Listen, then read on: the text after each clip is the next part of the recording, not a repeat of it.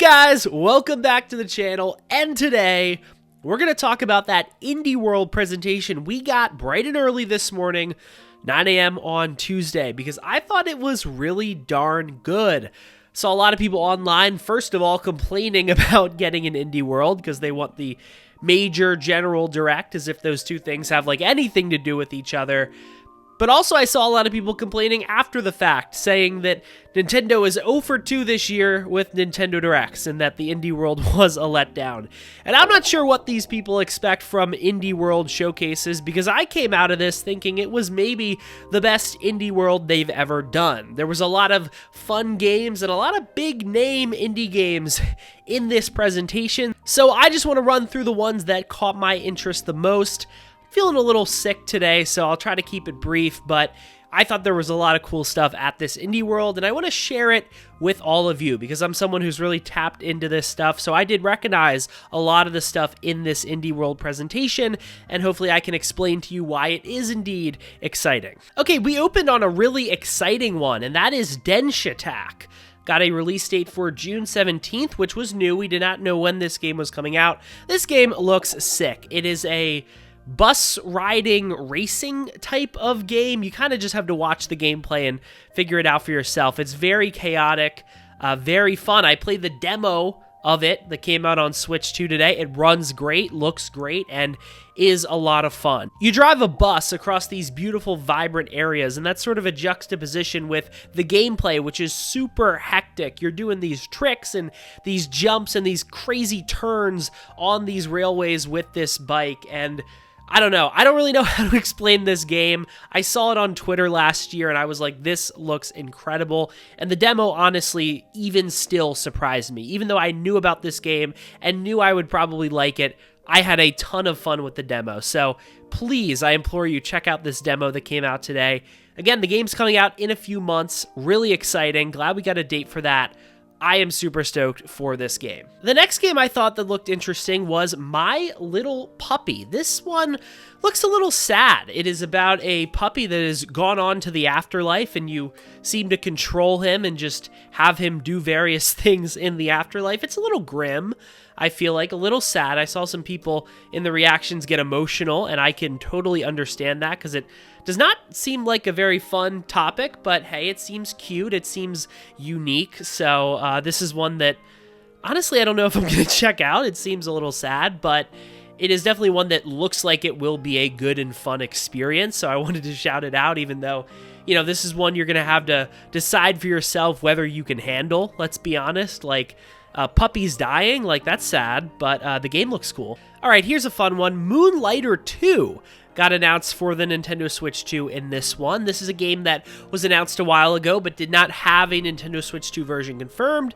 but we got to look at it here. Looks good. I believe this launched in early access last year, but we're still waiting for that official release, and it was confirmed in this presentation that it will be sometime in 2026. So this is one that I'm definitely keeping an eye on. I'd like to play the first Moonlighter. It's on PS Plus, so that's one on my list, you know, for the future. But it's cool to see Moonlighter 2 get confirmed for Switch 2. I think that's a pretty big one. All right, this next one was one I was really excited to see come to Switch 2, and that is Voodoo. I just happened to stumble upon a trailer for this game last year, and I was taken aback. It is such a beautiful looking game. You build these block puzzles of these like dioramas of different events that are happening in the story between these two characters, and the game is just stunning. The lighting is beautiful. The wood textures are high quality. There's just something so obviously cozy about this game, but also just, I don't even know what the word is. I just want to like live in this world. Like, it's so pleasant to look at. So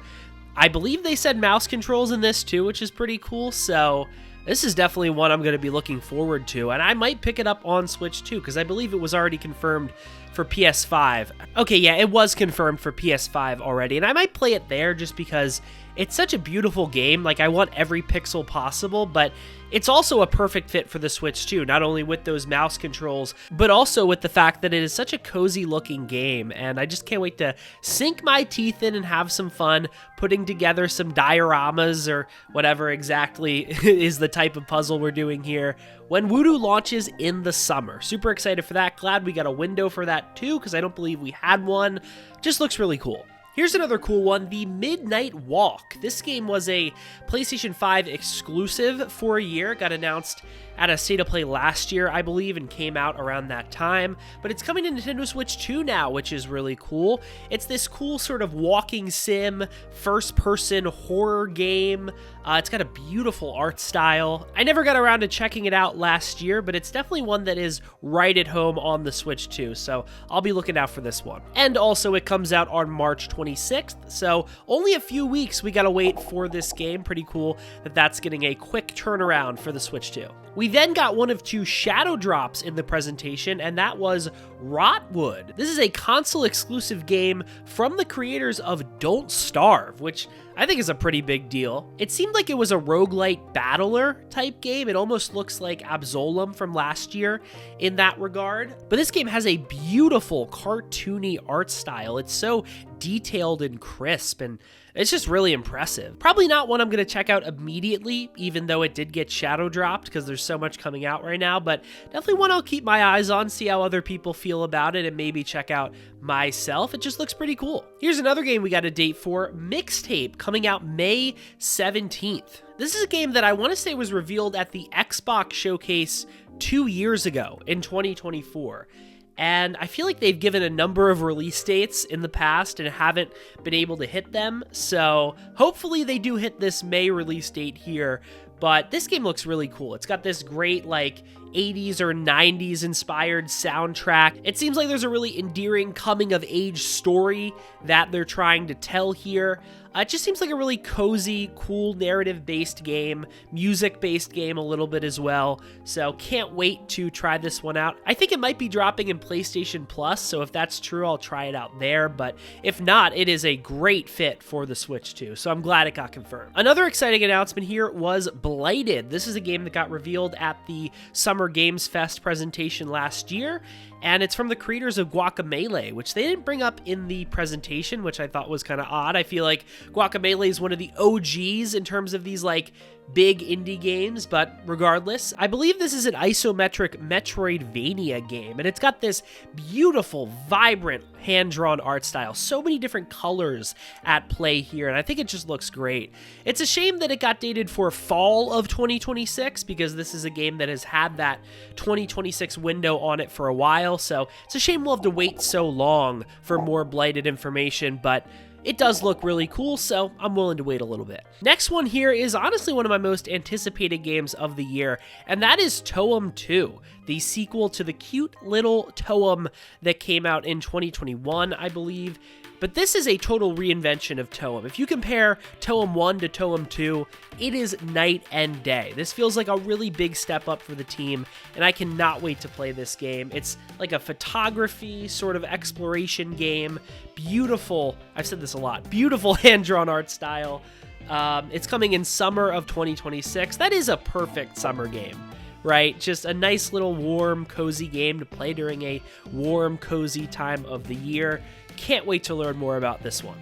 This next one is a fun one. This is Rataton, which is a Patapon spiritual successor, I believe, made by the original creator. So Patapon 1+2 Replay just came out on Switch and PS5 last year, and now the original creator of Patapon is sort of making his own Patapon game, and it's coming out on July 16th. So that's a pretty fun reveal. I believe it is another game in early access right now on Steam if you want to try that out, but this game just looks really cute. I think the art style, it's similar to Patapon for sure, but it's a bit more stylized, a bit more fun to look at, a bit more vibrant, a bit more expressive, and I'm just excited to see what this guy has up his sleeves, given that, you know, it's been a while since we've had a Patapon game. This, of course, is not officially a Patapon game, but if you look at the trailers they've released, it seems pretty similar, so I'm excited to play this one when it comes out in the summer.